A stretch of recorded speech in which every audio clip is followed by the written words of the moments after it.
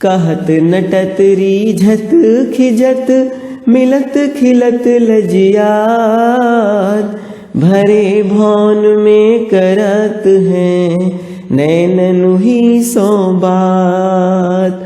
कर ले चूम चढ़ाई सिर उर लगाई भुज भेंटी, लही पाती पिय की लखती बाँचती धरती समेटी।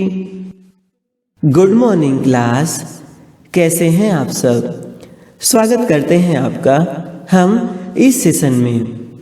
आज हम आप लोगों के लिए लेकर आए हैं यूपी बोर्ड कक्षा 11 हिंदी विषय के काव्यखंड के अंतर्गत संकलित बिहारी लाल जी द्वारा रचित बिहारी सतसई नामक ग्रंथ से भक्ति एवं श्रृंगार नामक शीर्षक के दोहों की व्याख्या का दूसरा भाग। देखिए, प्रथम भाग में हमने बिहारी लाल जी के विषय में, उनकी रचनाओं, भाषा शैली इत्यादि के विषय में बात कर ली है। यहाँ हम लोग आगे से देखेंगे।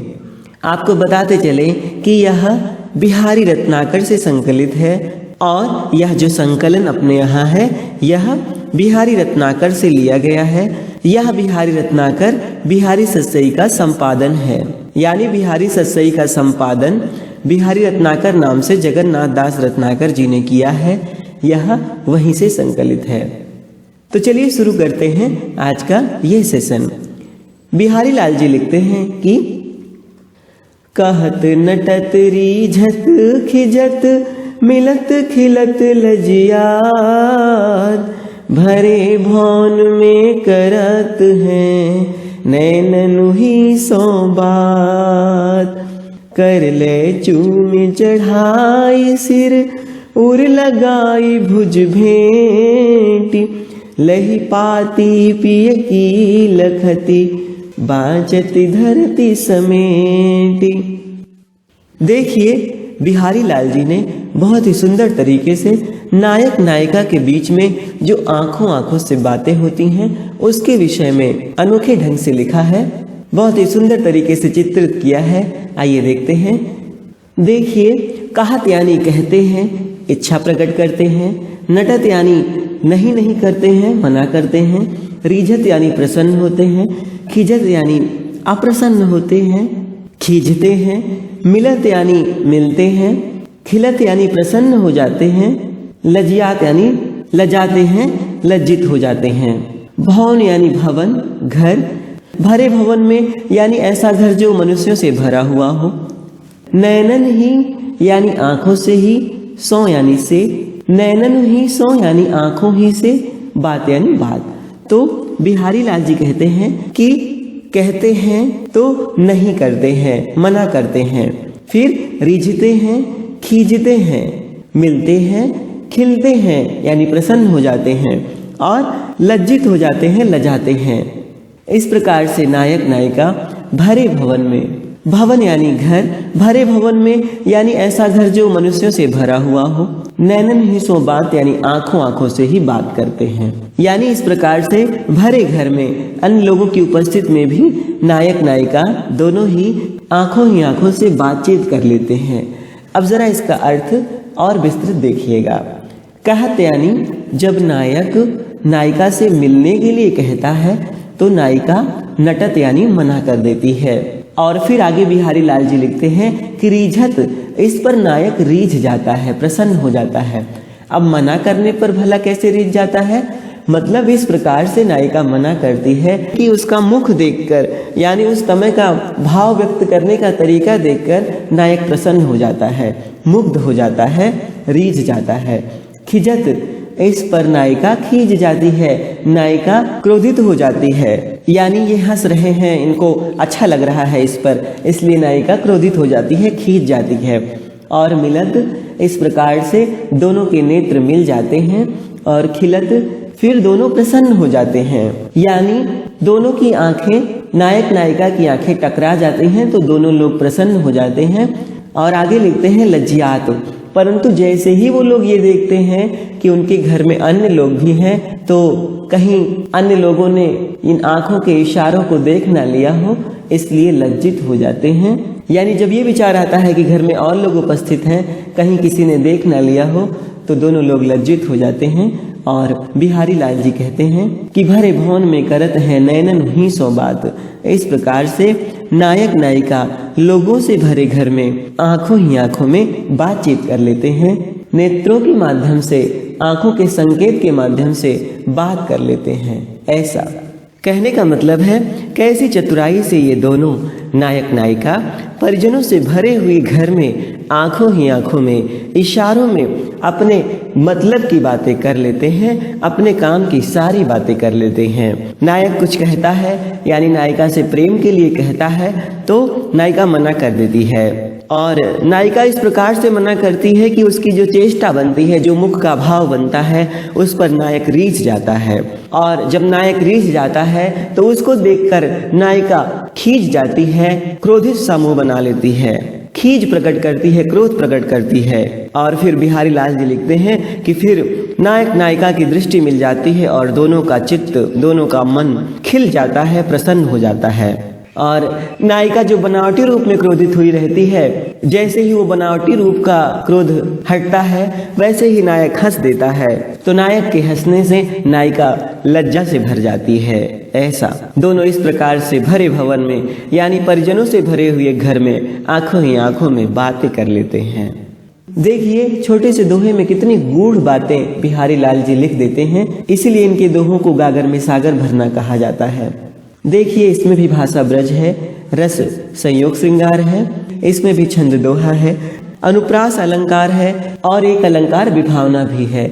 विभावना यानी विशेष प्रकार की भावना का प्रदर्शन। आगे बिहारी लाल जी लिखते हैं कि कर ले चूम चढ़ाई सिर उर लगाई भुज भेंट।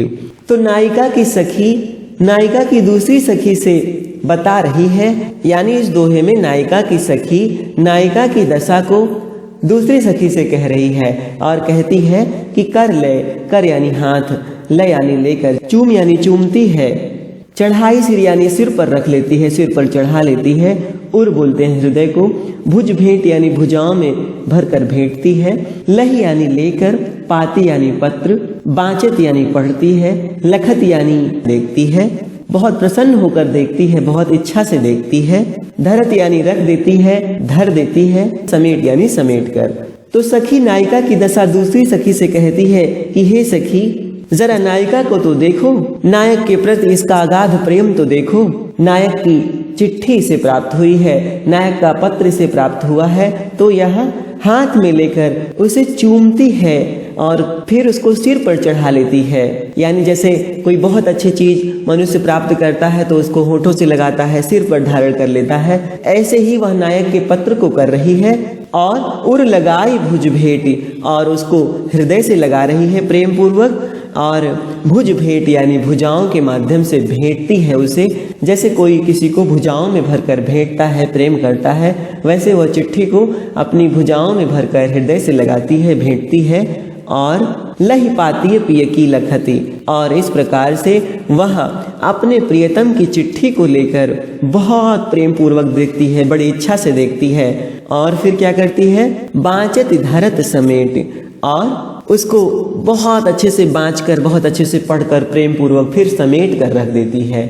ऐसा यानी ऐसा समझें कि वह चिट्ठी को चिट्ठी नहीं, पत्र को पत्र नहीं, वरन नायक ही समझ रही है। यानी वह पत्र नहीं, स्वयं नायक ही आ गए हों। तो नायिका की सखी दूसरी सखी से कह रही है कि नायिका की दशा इस प्रकार हो गई है कि प्रियतम का पत्र प्राप्त हुआ है, तो वह उसको हाथ में लेकर चूमती है, उसे अपने सिर पर चढ़ाती है यानी मस्तक पर धारण करती है, और फिर उसको हृदय से लगाती है। और जैसे अपने प्रियतम को भुजाओं में भरकर वो भेंटती थी, वैसे ही अपने प्रियतम के पत्र को भुजाओं में भरकर भेंटती है और बड़ी इच्छा पूर्वक उसकी ओर देखती है, प्रसन्न होकर उस पत्र की ओर देखती है। लही पाती है पिय की लखती, उस पत्र को लेकर बहुत इच्छा से उसकी ओर देखती है, बहुत प्रसन्न मन से उस पत्र को देखती है, और फिर क्या करती है, बाँचत धरत समेट, और फिर उसको बाँच कर यानी पढ़कर पुनः समेट कर रख देती है। ऐसा लग रहा है नायिका की इस दशा को देखकर, ऐसा लग रहा है मानो वह पत्र नहीं स्वयं नायक ही हों। कहने का भाव है कि नायिका नायक के पत्र को पाकर प्रेम में इतना मगन हो जा रही है कि उस पत्र को ही नायक समझ बैठ रही है, ऐसी भावनात्मक रूप से जुड़ जा रही है। देखिए इसमें भी दोहा छंद है, रस श्रृंगार है, भाषा ब्रज इसकी भी है और इसमें भी दीपक अलंकार है। आगे बिहारी लाल जी लिखते हैं कि अंग अंग नग जगमगत दीप सिखासी देह, दिया बढ़ाए हूँ रहे बड़ उजियारो गेह। अंग अंग यानी प्रत्येक अंग में, नग यानी नगीना यानी जो अंगूठी इत्यादि पर लगा हुआ होता है, यानी आभूषणों में जुड़े हुए नगीने। दीप शिखा यानी दीप शिखा, दीपक की लौ। दिया बढ़ाए हूँ का मतलब है दीपक को बुझा देने पर भी। उजियार यानी उजाला। तो नायिका की सखी नायक से नायिका के विषय में बता रही है कि अंग अंग नग जगमगत दीप सिखासी देह। नायक से सखी कहती है कि जैसे दीपक की लौ होती है, उसी दीपक की लौ के समान उसके प्रत्येक अंग में, उसके अंग प्रत्यंग में नग जगमगा रहे हैं। जगमगत यानी जगमगाना, जिसके कारण दिया बढ़ाए हूँ रहे, जिसके कारण दीपक को बुझा देने पर भी बड़ो उजियारो गेह। गेह का मतलब घर होता है। बड़ो उजियारो गेह, दीपक को बुझा देने पर भी घर में बड़ो उजियारो, खूब उजाला रहता है, बहुत प्रकाश रहता है, ऐसा। अब देखिए इसका अर्थ समझें तो नायिका की सखी नायक से नायिका के विषय में बता रही है। कहती है कि नायिका के प्रत्येक अंग बहुत सुंदर हैं और उसने आभूषणों को भी धारण कर रखा है। उसका शरीर दीप शिखा सी देह यानी दीपक की लौ की भांति जगमगाता रहता है। प्रकाश में ये अंगूठी से जड़े नगीने जो होते हैं ये और जगमगाते रहते हैं। यानी नगीना जो होता है अंगूठी इत्यादि का, वो रोशनी पाकर और अधिक चमकदार हो जाता है। तो नायिका ने सुंदर सुंदर आभूषण धारण कर रखे हैं जिसमें नगीने जड़े हुए हैं। उस पर नायिका की देह, नायिका का शरीर स्वयं ही दीपक की लौ की भांति जगमगाता है। तो जैसे दीपक की लौ को पाकर नगीना और अधिक चमकदार हो उठता है, वैसे ही नायिका के शरीर से ही रोशनी पाकर, क्योंकि नायिका का शरीर कैसा है, दीपक की लौ की भांति है, तो नायिका के शरीर का उजाला पाकर, नायिका की दीप शिखा की भांति शरीर का उजाला पाकर जो आभूषणों में जड़े हुए नग हैं वो और अधिक जगमगा उठते हैं, यानी वो और अधिक उजाला करते हैं। यानी वो नगीने चारों तरफ अपना प्रकाश फैला देते हैं, अपनी कांति चारों ओर बिखेर देते हैं। तो जिससे दीपक बुझा देने पर भी, यानी घर में दीपक बुझा देने पर भी बड़ा उजाला रहता है। कहने का मतलब है नायिका का शरीर ही दीपक की भांति है, तो दीपक को बुझा देने पर भी जो आभूषणों के नगीने हैं वो नायिका के शरीर से ही प्रकाश पाकर चमक रहे हैं, कांति बिखेर रहे हैं। ऐसी सुंदर है नायिका। तो दीपक को बुझा देने पर भी घर में उजाला छाया रहता है, अंधेरा नहीं होता। यानी ऐसा समझें कि नायिका के आभूषण जो हैं वो नायिका के शरीर का संपर्क पाकर और अधिक चमकदार हो गए हैं, उनकी कांति बढ़ गई है, ऐसा। यानी नायिका का शरीर ही जब दीपक की लौ की भांति है, चमकदार है, तो दीपक को बुझा देने पर भी घर में बड़ा उजाला रहता है, क्योंकि नायिका के शरीर की कांति को पाकर जो दीपक की लौ की भांति है, उसकी चमक को पाकर, उसके प्रकाश को पाकर आभूषणों के नगीने चमकते रहते हैं, तो घर में उजाला ही बना रहता है दीपक को बुझा देने पर भी। देखिए बिहारी लाल जी दिया बुझाए भी तो लिख सकते थे, परंतु उन्होंने ऐसा नहीं लिखा। दरअसल दिया बुझाना अमंगल माना जाता है, तो अमंगल दोष के कारण दिया बुझाना ना कहकर दिया बढ़ाना ही कहा जाता है। जैसे आपने देखा होगा कोई दुकानदार जब शाम को अपनी दुकान बंद करने चलता है तो वो कहता है कि अब दुकान बढ़ाने चल रहे हैं, बंद करने को नहीं कहता है, क्योंकि बंद करना उसके लिए अमंगल है। वैसे ही दीपक को बुझाना ना कहकर दीपक को बढ़ाना कहा जाता है, जिससे अमंगल का दोष ना हो, ऐसा। जैसे वो दुकानदार लोग कहते हैं कि अब दुकान बढ़ाने चल रहे हैं, ना कि कहते हैं कि अब दुकान बंद करने चल रहे हैं। ऐसे ही दिया बढ़ाए हूँ रहो बिहारी लाल जी भी लिखते हैं। देखिए इसमें श्रृंगार रस है, भाषा ब्रज है, अलंकार उपमा अलंकार है और छंद दोहा है। देखिए आगे के समस्त अवतरणों में हम अलंकार और रस की चर्चा करेंगे, बाकी भाषा और छंद दोनों सब में एक समान है, यानी भाषा ब्रज है और छंद दोहा है। आगे लिखते हैं कि सहज सेत पंचतोरिया पहिरत अति छवि होती, जल चादर के दीप लो जगमगात तन ज्योति। सहज यानी स्वाभाविक, श्वेत यानी श्वेत यानी सफेद, पंचतोरिया यानी 5 तोले की, एक प्रकार का बहुत झीना सफेद रेशमी कपड़ा, यानी इतना हल्का वस्त्र जो तौलने पर केवल 5 तोले का हो। सोचिए कितना हल्का वस्त्र होगा, कितना झीना होगा वो। पहिरत यानी पहनने पर, छवि यानी शोभा। देखिए जल चादर, जल चादर का मतलब समझिएगा। पहले राजाओं के बाग में ऐसी बनावट होती थी, ऐसी सजावट होती थी कि फव्वारे से होकर चादर की तरह पानी गिरता था। यानी जैसे कोई चादर हो चौड़ी सी, तो ऐसा फव्वारा बनाया जाता था कि वो वैसे ही चौड़ाई में लेकर गिरे जैसे चादर हो। तो अब लगातार चादर की भांति जल गिरेगा तो उसको जल चादर कहा जाता था। और उस जल चादर के बीच में दीपक रखे जाते थे जो बाहर से देखने में बहुत अच्छे लगते थे, यानी सामने से जल का चादर के जैसा आवरण और पीछे से दीपक, तो वो बहुत अच्छे लगते थे, बहुत झिलमिलाते हुए प्रतीत होते थे। तो वही कह रहे हैं बिहारी लाल जी कि जल चादर के दीप लो, तो जल चादर के बीच में रखे हुए दीपक की भांति, दीपक के समान, जगमगात यानी जगमगाना, तन ज्योति यानी शरीर की कांति। तो नायिका की सखी नायक से और अधिक बता रही है नायिका के विषय में कि वो नायिका स्वाभाविक रूप से ही सहज सेत पंचतोरिया, वह नायिका स्वाभाविक रूप से सफेद पंचतोरिया पहनने पर, 5 तोले की झीने साड़ी पहनने पर नायिका की सखी नायक से कह रही है कि वह नायिका एकदम सामान्य सी श्वेत यानी सफेद रंग की पंचतोरिया 5 तोले की झीनी साड़ी पहनती है। यानी स्वाभाविक रूप से ही सफेद पंचतोरिया पहनने पर उस नायिका की शोभा बढ़ जाती है और जल चादर के अंदर रखे हुए दीपक के समान उस पंचतोरिया के भीतर से नायिका के शरीर की कांति जगमगाने लगती है।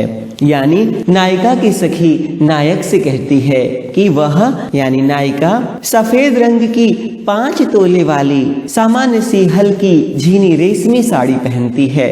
और देखिए साड़ी 5 ही तोले की है, झीनी है, तो अंग अंदर से जगमगा रहे हैं, दिख रहे हैं। तो नायिका की सखी कह रही है कि इससे उसका शरीर और अधिक सुंदर लगने लगता है, जैसे जल रूपी चादर के पीछे जलते हुए दीपक जगमगाते हैं, वैसे ही उस झीने झीने सफेद वस्त्र के पीछे से नायिका के अंग जगमगा रहे हैं। कहने का मतलब है नायिका का वर्ण जो है वो बहुत ही उज्जवल वर्ण का है। देखिए बिहारी लाल जी नायिका के शरीर की सफेद कांति का वर्णन कितनी चतुराई से कर रहे हैं। देखिए इसमें भी श्रृंगार रस है और उपमा अलंकार इसमें भी है। आगे बिहारी लाल जी लिखते हैं, कंज नयन मंजन किए बैठी ब्योरति भार, कच अंगुरी बिच डीठ दे चितवत नंद कुमार। कंज नयन यानी कमल के समान आंखों वाली, मंजन किए यानी स्नान किए, ब्योरत यानी सुलझाना, बार यानी बाल, केश जिसको कहते हैं, कच यानी बाल, केश, अंगुरी यानी उंगली, बिच यानी बीच में, दीठ बोलते हैं दृष्टि को, चितवन यानी देखना, नंद कुमार यानी श्री कृष्ण। तो नायिका की सखी दूसरी सखी से कह रही है कि कंज नयन मंजन किए, कि वह कमल नयनी स्नान करके बैठी हुई अपने बालों को देखो सुलझा रही है, और कच अंगुरी बिच डीठ दे चितवत नंद कुमार, और बालों तथा उंगलियों के बीच से कृष्ण को देखती भी है।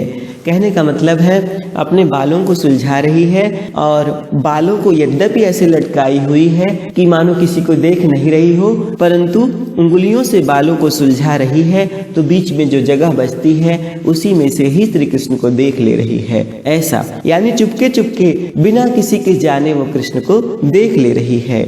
ऐसा यानी सखी दूसरी सखी से कह रही है कि इस कमल नयनी नायिका को तो देखो जो स्नान करके बैठी हुई है और अपने बाल सुलझा रही है, और बालों को उंगलियों से सुलझाने के बहाने वह उंगलियों के बीच के जो स्थान है उसमें से नंद कुमार यानी श्री कृष्ण को बड़ी ही चतुराई से चुपके चुपके देख ले रही है।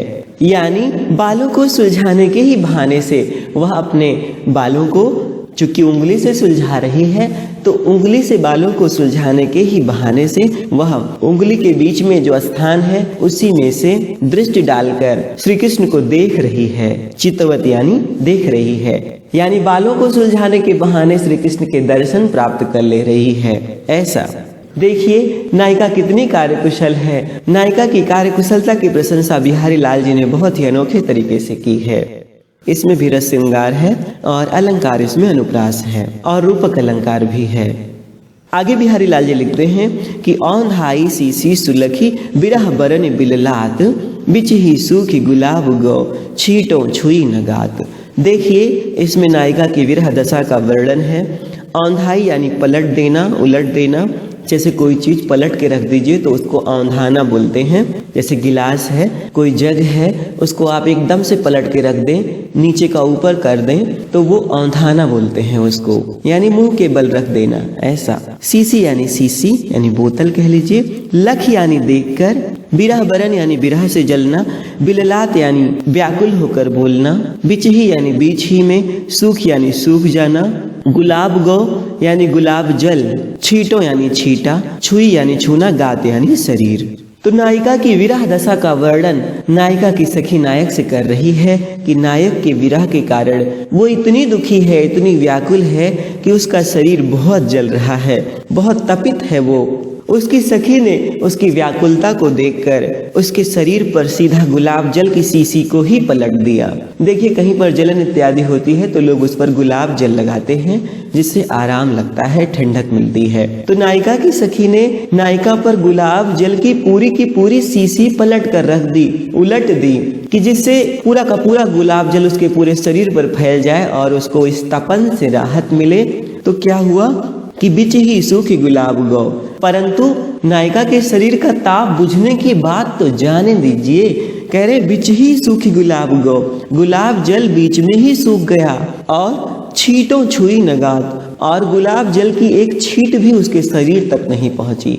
यानी बूंद तो जाने दीजिए, बूंद से छोटी छींटें होती हैं, तो गुलाब जल की एक छींटें तक उसके शरीर पर नहीं गई। इतना तपित थी वो कि गुलाब जल की पूरी सीसी उसके शरीर पर पलट दी। सारा का सारा पूरी सीसी का गुलाब जल उसके शरीर पर उलेट दिया। परंतु विरह की अग्नि शांत होने की बात तो जाने दीजिए, जलन बुझने की बात तो जाने दीजिए, सारा गुलाब जल बीच में ही सूख गया। यानी ऐसा समझिए कि सिर पर से अगर लगाया होगा तो नीचे तक पहुंचा ही नहीं, तनिक भर भी नीचे नहीं पहुंचा, ऊपर ही ऊपर सब सूख गया। इतनी विरह में व्याकुल है वो। विरह की अग्नि में वो सारा का सारा गुलाब जल बीच में ही सूख गया, उसकी एक छींटे तक उसके शरीर पर नहीं गई। ऐसा देखिए कितनी चतुराई से नायिका की सखी नायक से ये सब बता रही है, जिससे नायिका की विरह दशा का आभास हो सके नायक को। यानी इतनी तपित है वो कि पूरी की पूरी सीसी उसके ऊपर पलट दी, लेकिन एक छींटा तक नीचे तक उसके शरीर पर नहीं जा सका, बीच में ही सूख गया। ऐसा देखिए इसमें वियोग श्रृंगार है और अनुप्रास अलंकार और रूपक अलंकार है। आगे बिहारी लाल जी लिखते हैं कि करी विरह ऐसी तऊ गैल न छाड़ तु नीचू दीने हूँ चश्मा चखनु चाहे लह न मीचू। देखिए इसमें भी नायिका की सखी नायक से नायिका की विरह दशा का वर्णन कर रही है। करी विरह ऐसी तऊ, तऊ यानी तब भी, करी विरह यानी विरह ने कर दिया है। गैल न छाड़त नीचू, गैल का मतलब है पीछा, छाड़त यानी छोड़ना, नीच यानी नीच, चश्मा बोलते हैं चश्मा को, चखन यानी चक्षु यानी नेत्रों पर, लह यानी लखना देखना पहचानना, मीच यानी मृत्यु। तो नायिका की सखी नायक से कह रही है कि विरह ने उसे इतना दुर्बल कर दिया है। करी विरह ऐसी तऊ, विरह ने उसको इतना अधिक दुर्बल कर दिया है। इसके बाद भी गैल न छाड़त नीचू, उसके बाद भी वह नीच विरह उसका पीछा नहीं छोड़ती है। कहने का मतलब है विरह उससे दूर नहीं होती है और उसकी स्थिति कैसी हो गई है कि दीने हूँ चश्मा चखनु चाहे लह न मीचू, मृत्यु चाहे अपनी आंखों पर चश्मा लगाकर भी आए फिर भी उसे पहचान नहीं सकती। ऐसी दशा हो गई है, इतनी दुर्बल हो गई है, इतना शरीर में उसके सूखापन आ गया है, बदलाव हो गया है, कमजोर हो गई है वह, कि मृत्यु भी अगर आए और वो चश्मा भी लगाए तब भी वो नहीं पहचान पाए। कहने का मतलब है मृत्यु सबको पहचान लेती है, चाहे जिसका शरीर जितना भी बदल जाए, परंतु उसकी दशा ऐसी है कि मृत्यु पहचानने की बात तो जाने दीजिए, चश्मा भी लगाकर देखेगी तो नहीं देख पाएगी। जैसे किसी को कम दिखता हो तो चश्मा लगा ले तो उसे वो चीज़ दिखने लगती है, वैसे ही मृत्यु चश्मा लगाकर भी देखना चाहे तो भी उसे पहचान नहीं पाएगी। और इतने के बाद भी यानी इस स्थिति पर विरह ने उसे पहुंचा दिया है, फिर भी वह नीच विरह उसका पीछा नहीं छोड़ रही है। कहने का भाव है कि क्या तुमको नायिका पर दया नहीं आती कि थोड़ा उसके समीप पहुंच जाओ और उसके विरह दुख को मिटा दो तुम? ऐसा देखिए, यहाँ पर भी वियोग श्रृंगार है, अलंकार इसमें मानवीकरण है। मानवीकरण अलंकार देखिए, मृत्यु को मानव सा बना दिया गया है, तो यहाँ पर मानवीकरण अलंकार है। बिहारी लाल जी आगे लिखते हैं कि पिय के ध्यान गही गही, रही वही हुए नारी, आप ही आरसी, लखी रिझत रिझुआरी। सखी नायिका की स्थिति दूसरी सखी से कहती है कि जब नायक नहीं है तो नायिका पिय के ध्यान गही गही, ध्यान गही गही यानी ध्यान रख रख कर, ध्यान में डूब कर क्या करती है?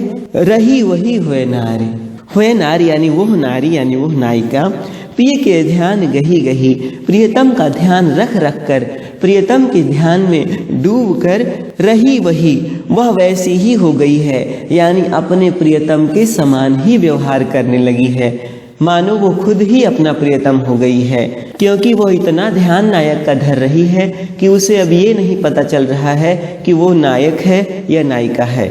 यानी इतना ध्यान रख रही है कि नायिका मानो स्वयं नायक हो गई है। और आप ही आरसी, आरसी बोलते हैं दर्पण को, तो आप ही आरसी यानी अपने आप को ही वो दर्पण में देख रही है। आप ही आरसी अपने आप ही को दर्पण में देखकर, लख यानी देखकर, रिझत रिझुआरी, रिझत यानी रिझना, प्रसन्न होना, रिझुआर यानी रिझने वाली, यानी रूप गुण इत्यादि पर रिझने वाली। देखिए, रिझना यानी प्रसन्न होना, रिझुआर यानी रिझने वाली, यानी किसी के रूप गुण इत्यादि पर रिझने वाली।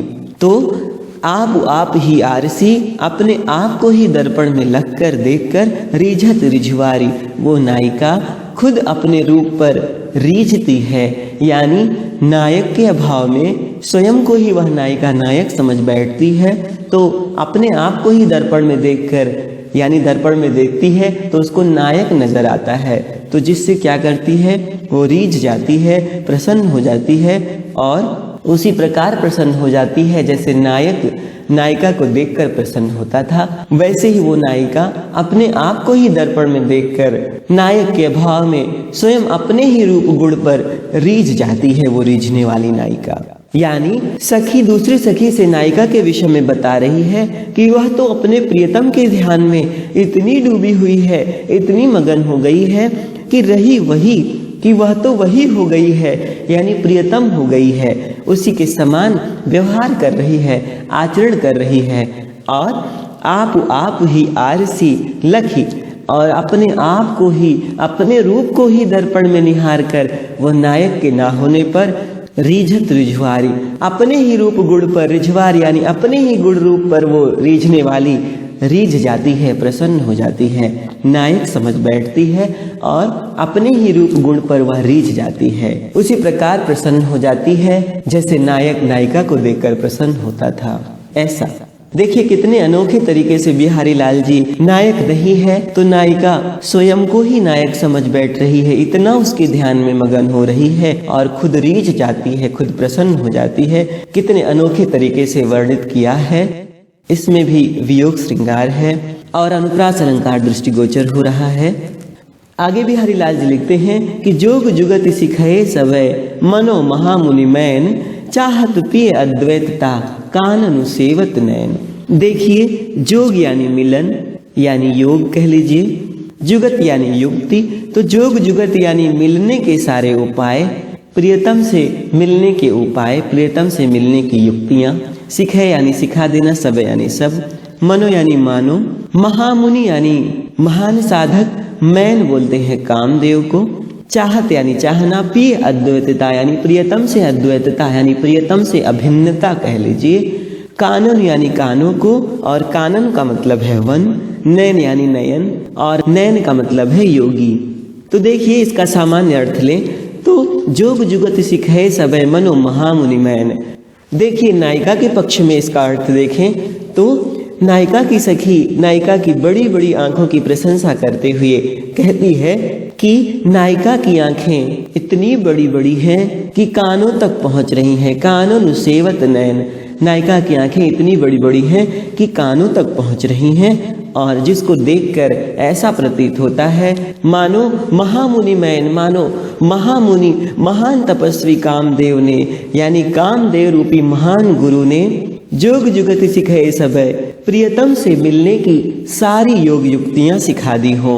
और ये नायिका प्रियतम से मिल जाना चाहती है, अद्वैत भाव हो जाना चाहती है, अपने प्रियतम को पा लेना चाहती है, अपनी आंखों को कानों तक प्रसारित करके नायक को पा लेना चाहती है। यानी आंखें बड़ी बड़ी होती हैं तो आकर्षित करती हैं, तो मानो बड़ी बड़ी आंखों को देखकर नायक आकर्षित होगा और नायिका से प्रेम करने लगेगा, फिर कहीं नहीं जाएगा, दोनों मिलकर अद्वैत हो जाएंगे, अभिन्न हो जाएंगे।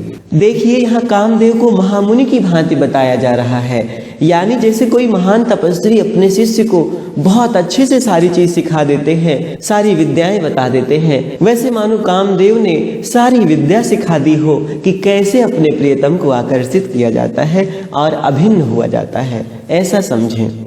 अब देखिए शिष्य के पक्ष में इसका अर्थ देखें तो जोग जुगति सिखे सब मनो महामुनि मैन, तो शिष्य के पक्ष में इसका अर्थ ऐसा होगा कि मानो किसी महामुनि के द्वारा योग की सारी युक्तियां पाया हुआ कोई शिष्य चाहत भी अद्वैतता कानन सेवत नयन, कोई शिष्य कानन सेवत यानी जंगल का सेवन कर रहा है, जंगल में रहकर तपस्या कर रहा है और वो क्या चाहता है कि चाहत भी अद्वैतता, वो अपने प्रियतम से अद्वैतता चाहता है, अभिन्नता चाहता है कि वह और उसके प्रभु मिलकर अभिन्न हो जाएं, एक हो जाएं, ऐसा यानी एकीकार की स्थिति हो जाए, ऐसा।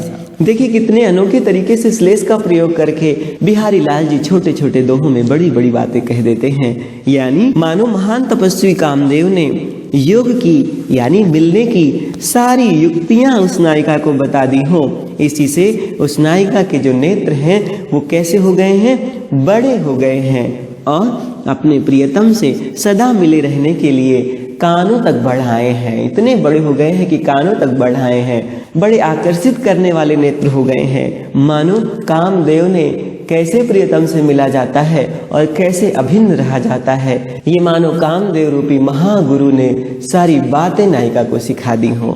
और शिष्य के पक्ष में मानो किसी महामुनि ने योग की सारी युक्तियां, योग के सारे उपाय अपने शिष्य को प्रदान कर दिए हों, जिससे वियोग रहित अनंत से मिलने के लिए, वियोग रहित यानी जहाँ पर कोई वियोग नहीं है, योग ही योग है, वियोग रहित अनंत से मिलने के लिए, उस वियोग रहित ईश्वर से मिलने के लिए वन का सेवन वो शिष्य कर रहा है।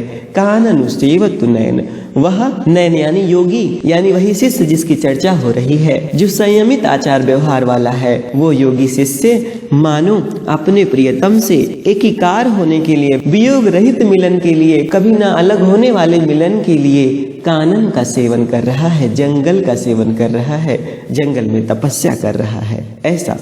कहने का मतलब है आंखें उसकी बड़ी बड़ी हैं तो मानो नायक को आकर्षित कर रही हैं, और नायक जब इन आंखों पर आकर्षित होकर नायिका के पास आएगा तो फिर कभी नहीं जाएगा उस आकर्षण से दूर। तो ऐसा लग रहा है मानो नायिका को किसी सामान्य गुरु ने नहीं वरन महागुरु कामदेव ने, यानी इन सब चीजों के गुरु कामदेव हैं, तो सीधा कामदेव ने ही ये सारी बातें बता दी हैं कि कैसे प्रियतम से मिला जाता है और कैसे उनसे अभिन्नता स्थापित की जाती है। ये सारी योग युक्तियां, ये सारी मिलन की युक्तियां मानो उस नायिका को महागुरु कामदेव ने बता दी हों, जिससे उसकी आंखें कानों तक बढ़ गई हैं, ऐसा। और शिष्य के पक्ष में बिहारी लाल जी कह रहे हैं कि मानो किसी महामुनि ने अपने शिष्य को योग की सारी युक्तियां बता दी हो कि कैसे अपने प्रियतम से अभिन्नता स्थापित की जाती है। और किसी शिष्य के लिए उसका प्रियतम कौन होता है? ईश्वर होता है, वो अनंत ईश्वर जो सर्वत्र व्याप्त है। तो उसी को पाने के लिए, उसी अपने अनंत ईश्वर को पाने के लिए मानो वह शिष्य जंगल का सेवन कर रहा है, यानी एकांत में रहकर, जंगल में रहकर तपस्या कर रहा है। देखिए इसमें भी श्रृंगार रस है और श्लेष अलंकार, उत्प्रेक्षा अलंकार दृष्टिगोचर हो रहा है।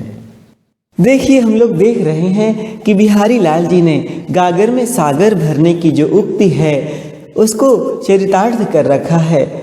दोहे जैसे छोटे से छंद में कितनी रहस्यमयी बातें कह देते हैं, एक से अधिक अर्थ वाली बातें कह देते हैं। तो चलिए देखते हैं अगले दोहे की व्याख्या। बिहारी लाल जी लिखते हैं, मूढ़ चढ़ाए रहे पर्यो पीठी कछ भार, रहे गरे परि राखिबो तौहिए परहार।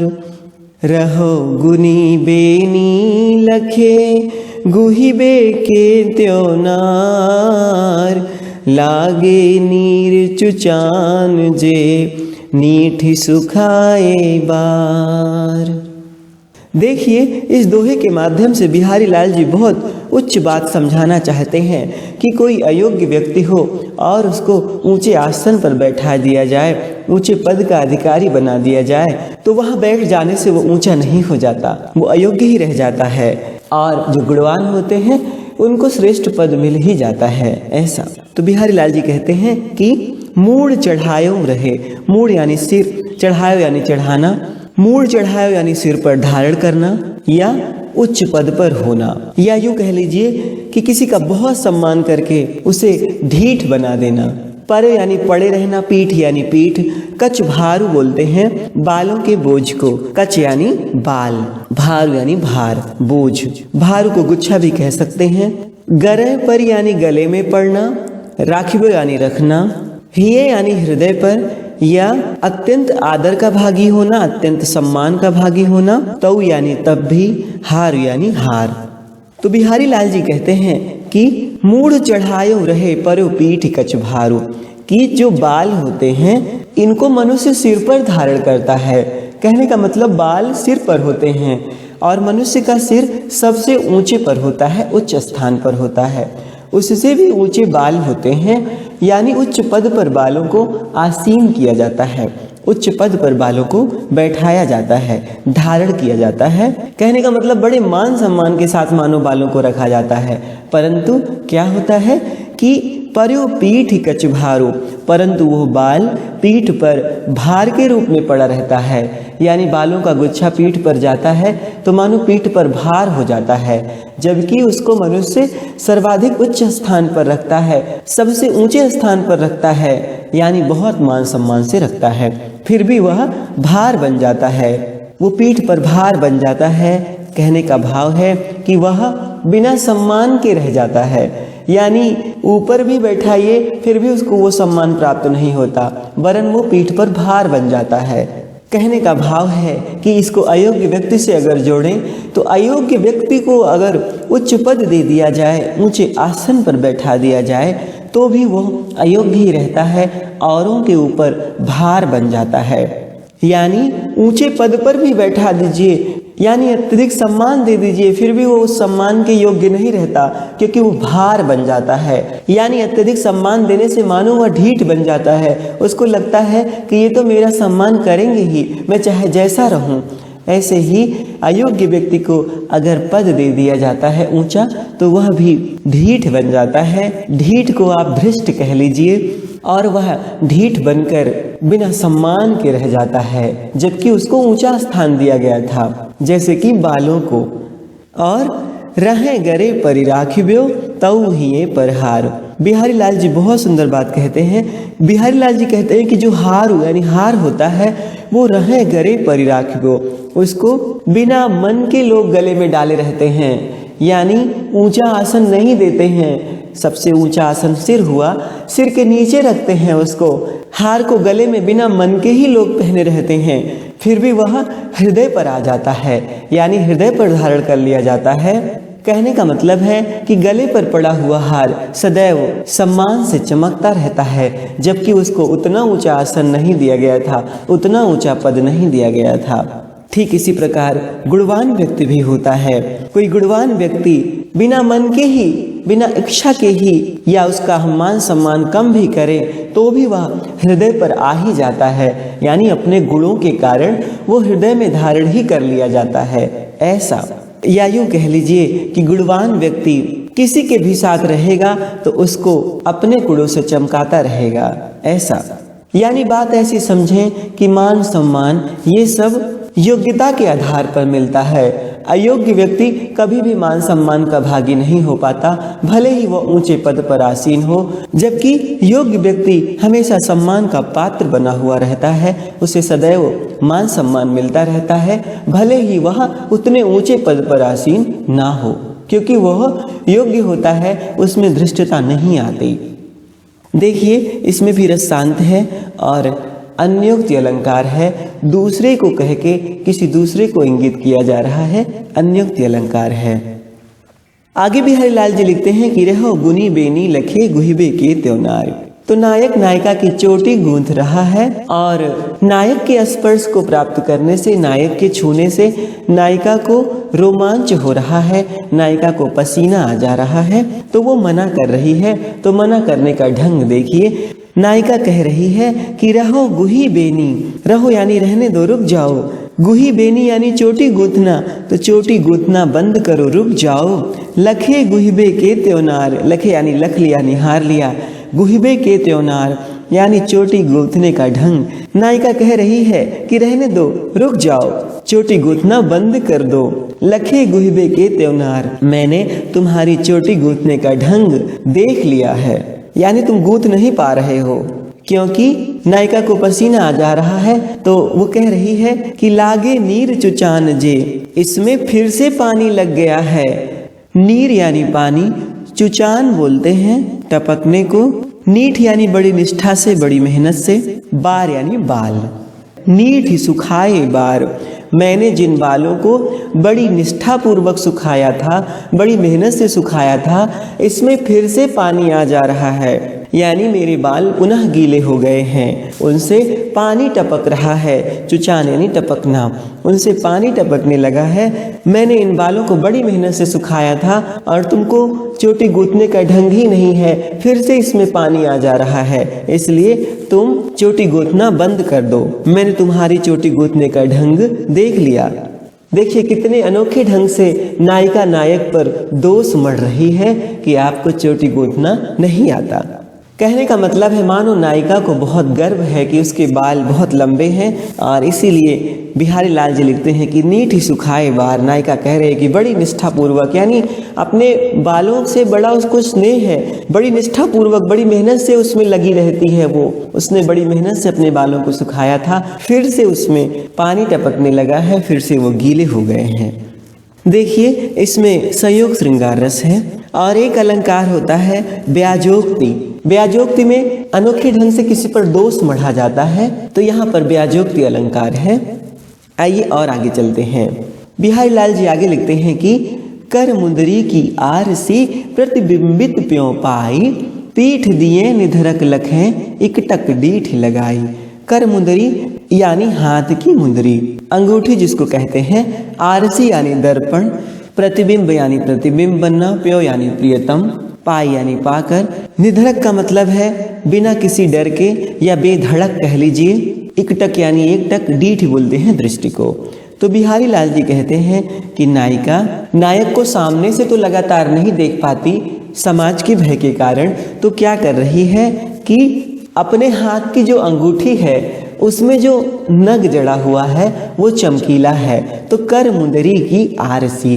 तो नायिका उस अपने हाथ की अंगूठी के नग में, और उस नग को दर्पण कहा जा रहा है, कर मुंदरी की आरसी, हाथ की अंगूठी के दर्पण में, यानी नग रूपी दर्पण में क्या कर रही है, प्रतिबिंबित प्यो पाई, अपने प्रियतम का प्रतिबिंब पाकर, यानी पीछे मुंह करके बैठी है और नायक पीछे है, तो हाथ उसने आगे कर रखा है, जिससे नायिका की जो अंगूठी है उसमें जो नग जड़ा हुआ है, जो चमकीला है, उसमें नायक का प्रतिबिंब दिखाई दे रहा है और कोई जान भी नहीं पा रहा है।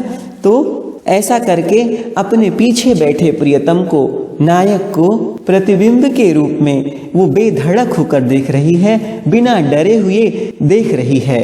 पीठ दिए निधरक लखें, अपने प्रियतम का प्रतिबिंब उसमें पाकर वह पीठ दिए निधरक लखें इकटक डीठ लगाई। वह क्या कर रही है, अपने पीछे बैठे प्रियतम को यानी उस नायक को प्रतिबिंब के रूप में, यानी नायक का प्रतिबिंब उस अंगूठी के नग में बन रहा है, तो नायक को प्रतिबिंब के रूप में वो पीठ दिए निधड़क लखें जो कि पीछे बैठा है उसको बेधड़क होकर देख रही है। कैसे देख रही है? एक टक डीठ लगाई, एक टक होकर, एक टक दृष्टि से, यानी लगातार देख रही है, क्योंकि उसे चिंता नहीं है कि कोई देख लेगा, क्योंकि कोई जान ही नहीं पा रहा है कि वह अंगूठी के दर्पण में, यानी अंगूठी के नग रूपी दर्पण में वो पीछे बैठे नायक को देख रही है। पीठ दिए का मतलब मुंह फेर कर बैठी हुई या मुंह पीछे करके बैठी हुई, यानी अपने हाथ की अंगूठी के उस उज्जवल नगीने में अपने प्रियतम का प्रतिबिंब देखकर वह नायिका अपने प्रियतम की ओर पीठ करके एक दृष्टि लगाकर उस नगीने में झलकती हुई अपने प्रियतम की छवि को बेधड़क होकर देख रही है। नगीने में प्रतिबिंबित जो प्रियतम की मूर्ति है उसको देखकर अपने प्रियतम के दर्शन का आनंद लूट रही है। यानी नायिका बैठी थी और नायक चुपचाप मानो आकर पीछे खड़ा हो गया हो, तो अंगूठी के नग रूपी दर्पण में नायक को भली भांति वो एक टक देख रही है, और ऐसा करते हुए उसे कोई देख भी नहीं पा रहा है। यानी अंगूठी के नग रूपी दर्पण में वह पीछे बैठे नायक को देख भी रही है या किसी को अनुमान भी नहीं है, तो इसलिए बिना किसी रोक टोक के बेधड़क होकर देख रही है। ऐसा देखिए कितने अनोखे ढंग से नायिका की चतुराई को प्रदर्शित कर रहे हैं बिहारी लाल जी। इसमें भी श्रृंगार रस है और विशेष प्रकार की भावना से ये दोहा सुसज्जित है, तो विभावना अलंकार है। आइए और आगे चलते हैं। बिहारी लाल जी आगे लिखते हैं कि खेलन सिखे अली भले चतुर अहेरी मार, कानन चारी नयन मृग नागर नरन शिकार। देखिए यह दोहा भी श्लेष अलंकार से सुसज्जित है। कितने अनोखे ढंग से कहते हैं बिहारी लाल जी कि खेलन सिखे यानी खेलना सिखा दिया है। अली बोलते हैं सखी को, भले यानी भली भांति यानी अच्छी प्रकार से, चतुर यानी चतुर, अहेरी बोलते हैं शिकारी को, मार बोलते हैं कामदेव को। देखिए काननचारी में श्लेष है। काननचारी का मतलब होता है कानों तक विचरण करने वाले, यानी जो नेत्र कानों तक फैले होते हैं उनको काननचारी नयन बोलते हैं, कानों तक पहुंचने वाले नेत्र बोलते हैं। ऐसे नेत्र बड़े बड़े होते हैं। और काननचारी का मतलब है जंगल में चारण करने वाला, यानी जंगल में विचरण करने वाला। नयन मृग यानी आंख रूपी मृग, नागर यानी नगर में रहने वाला, शिकार बोलते हैं शिकार करना, हनन करना।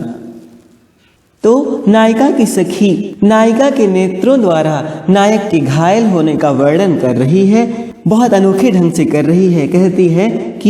कहती है कि हे अली यानी हे सखी, खेलन सिखाएं भले चतुर अहेरी मार। हे सखी, कामदेव रूपी चतुर अहेरी ने, कामदेव रूपी चतुर शिकारी ने तुम्हारे काननचारी यानी कानों तक जाने वाले, कानों तक फैले हुए नयन मृग को यानी आंख रूपी मृग को, नागर नरन शिकार, नयन रूपी मृगों को भली भांति नगर निवासियों का शिकार करना सिखला दिया है। अब देखिए भला मृग किसी का शिकार कर सकता है क्या?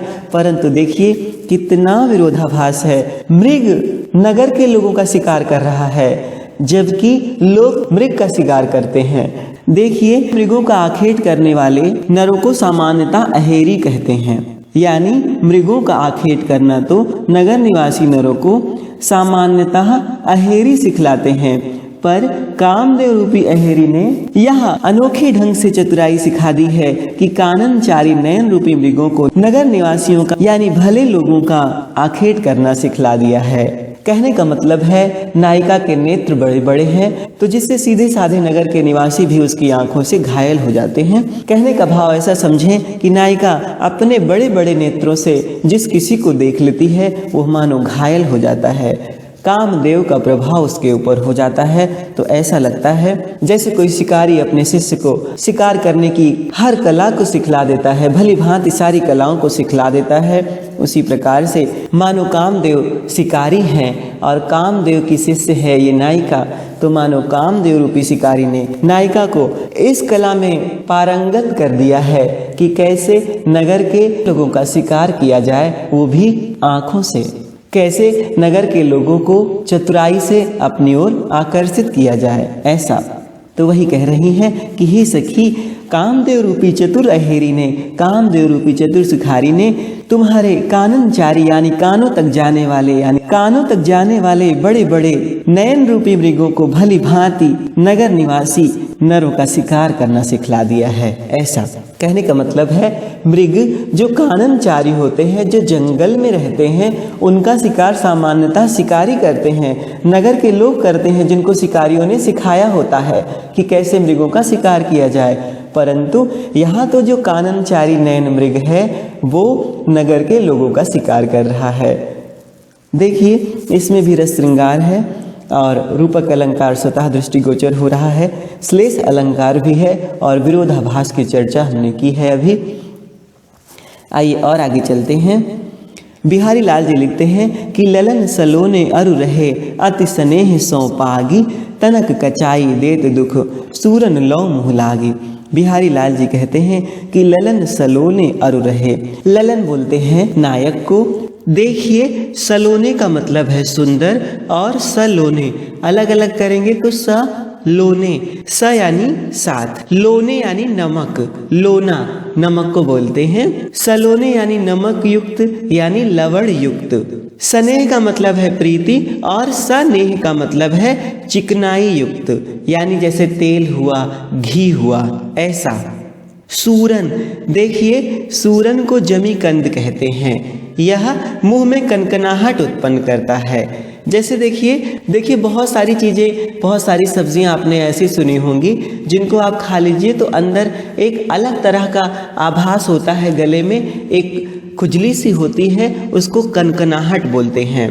तो सूरन जो होता है यह मुंह में कनकनाहट उत्पन्न करता है, इसी कनकनाहट को सूरन का मुंह में लगना कहते हैं। इस सूरन को यानी इस जमीकंद को नमक और घी में पकाने से इसकी कनकनाहट कम होती है, चली जाती है।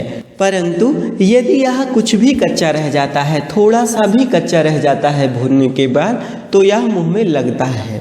मुँह लागी, मुँह लागी यानी मुंह में लगना, या यूँ कह लीजिए बहुत ढिठाई से झूठी बातें कह जाना। और मुँह लागी का एक और अर्थ है मुंह से कनकनाहट उत्पन्न करके।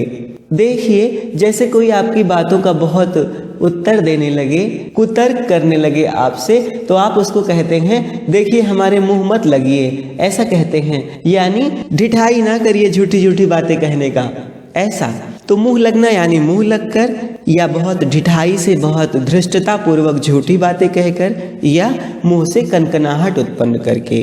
पाग यानी पकना, तनक यानी थोड़ा, कचाई बोलते हैं कच्चा को, दुख यानी दुख, सूरन यानी जमीकंद।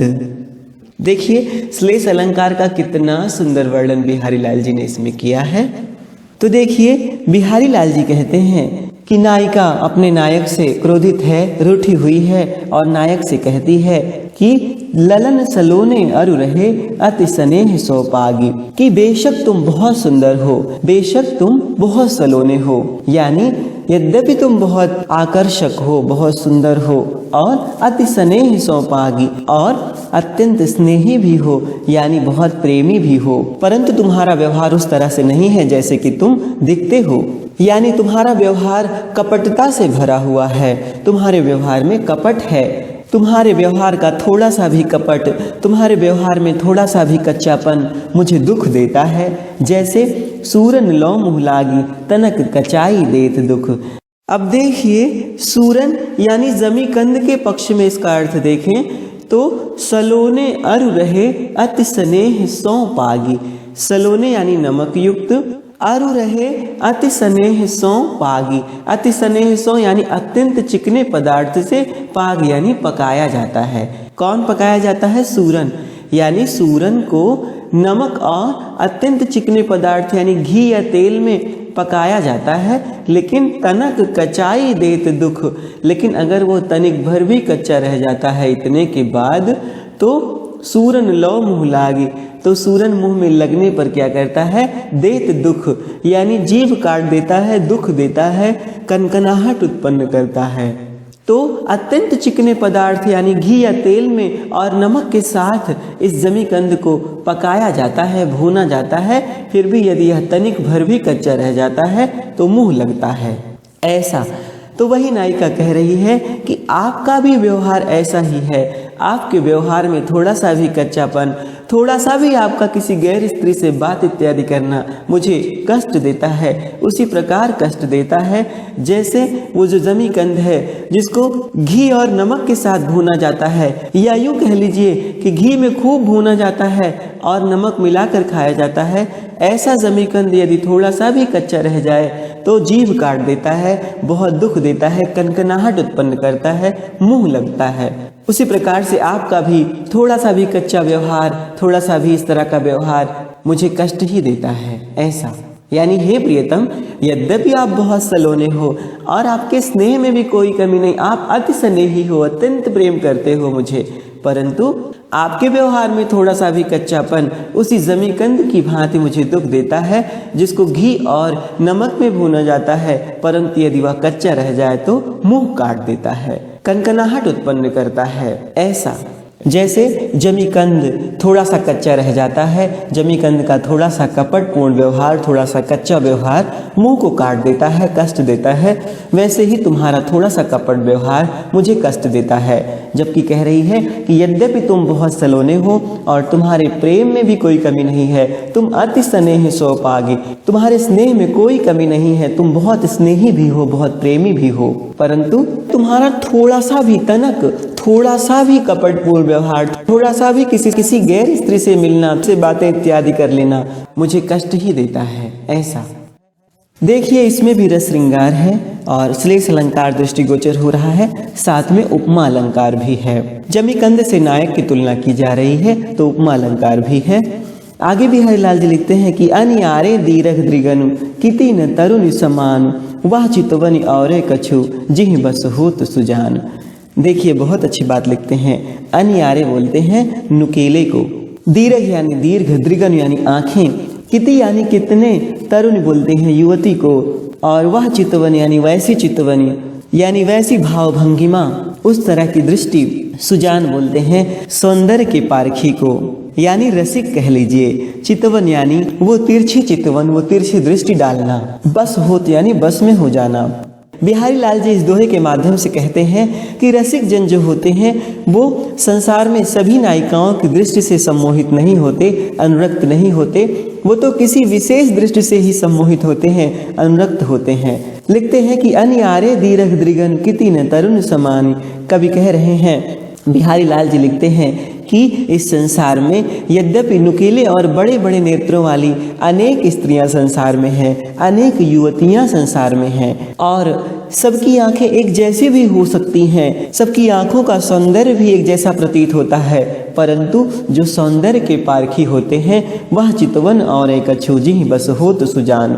जो सौंदर्य के पारखी होते हैं, जो रसिक लोग होते हैं, वो किसी विशेष दृष्टि की ओर ही आकर्षित होते हैं, किसी विशेष प्रकार की दृष्टि के ही वशीभूत होते हैं, आकर्षित होते हैं, यानी जो दृष्टि प्रेम पूर्वक उन पर पड़ती है उसी के वशीभूत होते हैं। कहने का मतलब है कि जिस दृष्टि में प्रेम भरा हुआ होता है, रसिक जन, सौंदर्य के पारखी जन, गुणी मनुष्य उसी के प्रति आकर्षित होते हैं, सभी नायिकाओं की दृष्टि के प्रति नहीं।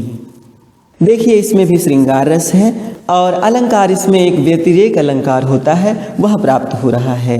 देखिए, जहाँ काव्य में उपमेय को उपमान से श्रेष्ठ बताया जाता है वहाँ व्यतिरेक अलंकार होता है। इसमें ऐसा ही कुछ वर्णन है, इसलिए यहाँ पर व्यतिरेक अलंकार प्राप्त हो रहा है। आइए और आगे चलते हैं। बिहारी लाल जी कहते हैं, क्यों बसिए क्यों निभहिए, नीति नेह पुरनाहि, लगा लगी लोइन करें, नाहक मन बंध जाए। बिहारी लाल जी लिखते हैं कि क्यों बसिए यानी क्यों बसा जाए, क्यों निभहिए क्यों निर्वाह किया जाए, क्यों निर्वहन किया जाए।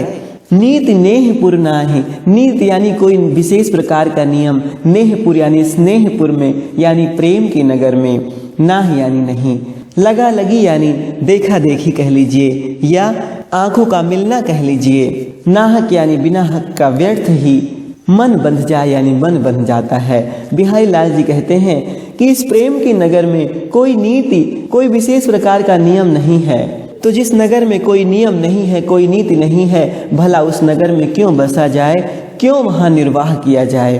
कहने का भाव है कि जब मनुष्य को प्रेम हो जाता है तो वह कोई नीति का पालन नहीं करता, वो सारी लोक लाज की सीमा को लांघ जाता है, वो संसार की सभी सीमाओं को लांघ जाता है। कहते हैं कि लगा लगी लोइन करें, नाहक मन बंध जाए। देखा देखी तो लोग अपनी आंखों से करते हैं, यानी आंखों के मिलने से ही प्रेम शुरू होता है और आंखों के मिलने के बाद जो मन होता है बेचारा अनायास ही बंध जाता है, व्यर्थ में ही बन जाता है। कहने का मतलब है कि प्रेम की शुरुआत में टकराती तो आंखें हैं, परंतु मन बेचारा व्यर्थ में ही बन जाता है। उसका कोई अपराध नहीं होता, फिर भी मानो उसको कैद हो जाती है, वो बंध जाता है, जबकि देखा देखी तो आंखें करती हैं। तो ऐसे प्रेम नगर में जहाँ कोई नीति नहीं है, कोई अनुशासन, कोई नियम नहीं है, वहाँ भला क्यों बसा जाए, वहाँ क्यों निर्वहन किया जाए। ऐसा कहने का मतलब है अपराध कोई और करता है और जेल किसी और को होती है, कैद किसी और को होती है।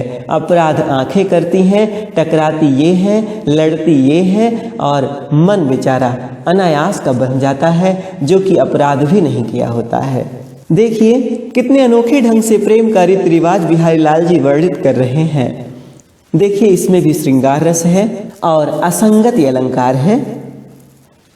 आगे बिहारी लाल जी लिखते हैं कि दृग ऊर्झत टूटत कुटुम, जुरत चतुर चित प्रीति, परत गांठ दुर्जन हिये, दई नई यह रीति। देखिए दृग का मतलब होता है नेत्र, आंखें, ऊर्झत का मतलब होता है उलझना, टूटत यानी टूटना, कुटुम यानी परिवार, जुरत यानी जुड़ना, चतुरचित्त यानी चतुर मन, प्रीति यानी प्रेम, परत गांठ यानी गांठ पड़ जाना, दुर्जन बोलते हैं दुष्ट को, हिये यानी हृदय, दई यानी दैव, रीति यानी परंपरा, प्रणाली कह लीजिए, नई यानी नई। बिहारी लाल जी कहते हैं कि जब नायक नायिका के दृग उलझते हैं, आंखें उलझती हैं, आंखें लड़ती हैं, तो टूटत कुटुंब, तो उनके परिवार टूट जाते हैं।